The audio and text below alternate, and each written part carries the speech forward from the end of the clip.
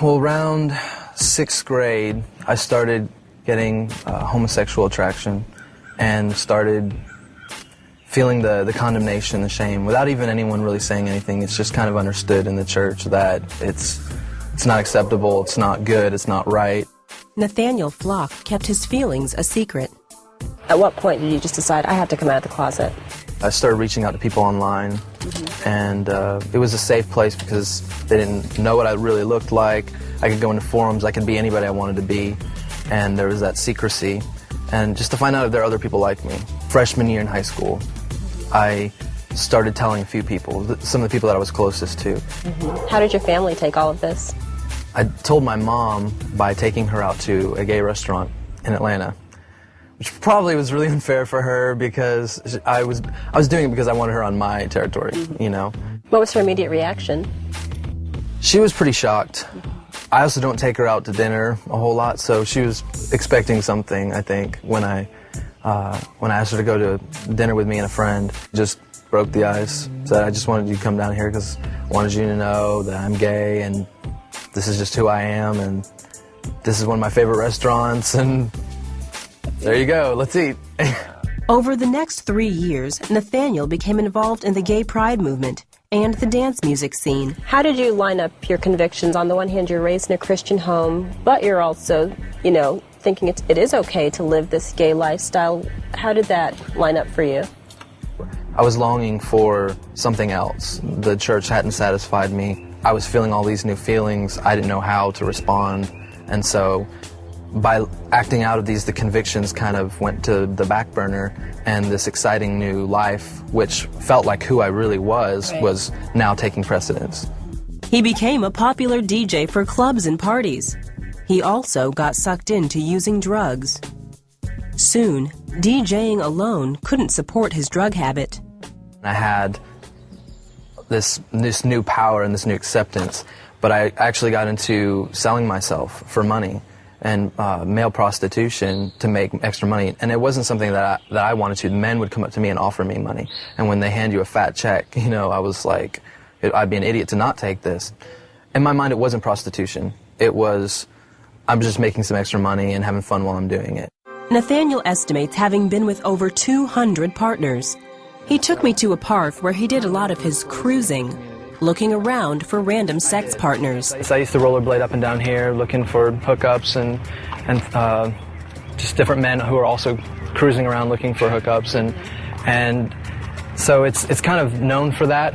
When, I mean, even some married men may take, you know, their lunch break here and just kind of look for something. And what's it feel like being back? It's kind of disturbing just being around here, seeing some of the people. I can look at them and see in their eyes and their body language and what they're doing, and I've been there, you know, I've done that, and so I'm able to pick up on what they're doing and why they're here, and it's depressing.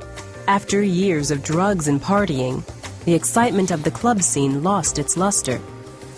Everyone tries to act happy because they're all caught in this cycle, and they feel they can't get out, so we have to make ourselves happy to compensate.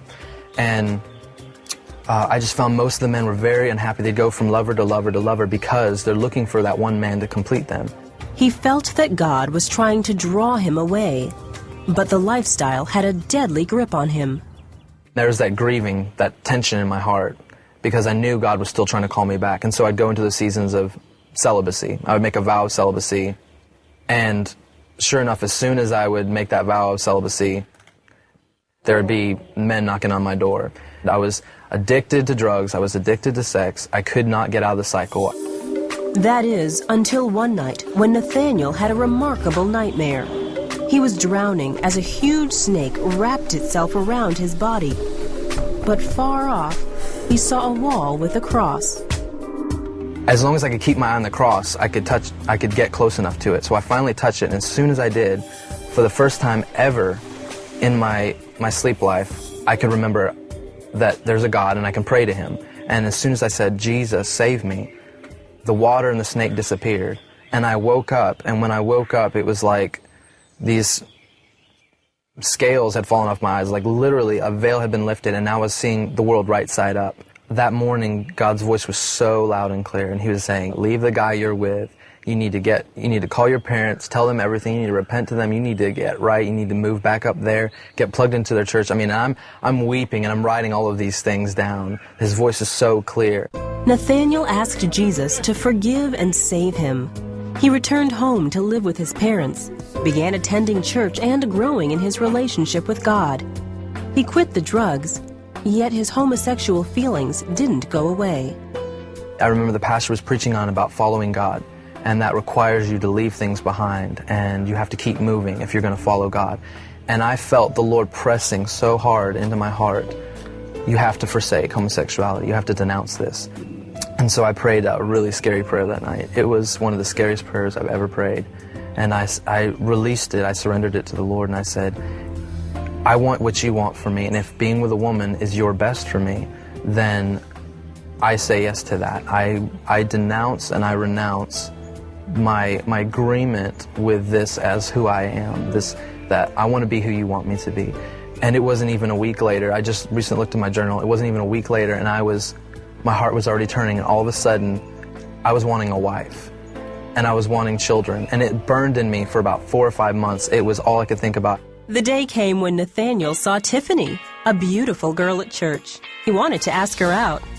Were you nervous? I was nervous, and it was a faith journey because my feelings hadn't caught up to my faith and what God was telling me to do. I felt out of my element, you know, and but I knew that God had chosen her for. I was so certain of it, and so He gave us this amazing day where I asked her if she felt the same way, if we can continue in more than just friends, and because I don't like the term dating. Yeah. I consider courtship important, and so I talked to her dad and asked her dad if I could court his daughter. Nathanael and Tiffany courted for 7 months. They saved their first kiss for their wedding day. You may now kiss your bride. So what is life like for you now? 5 years ago, if you had told me I would be where I am right now, I would have laughed at you. But here we are. I'm married. I have a baby on the way. I'm a full-time missionary at a house of prayer with an amazing family and community I'm plugged into. I couldn't ask for anything else right now. The Lord drew me away with His love and showed me that He was someone that I could trust, that I could follow. He waited for me and didn't let me go. He kept reaching for me and waiting for me to come back to Him. I'm most thankful for His patience with me and His mercy.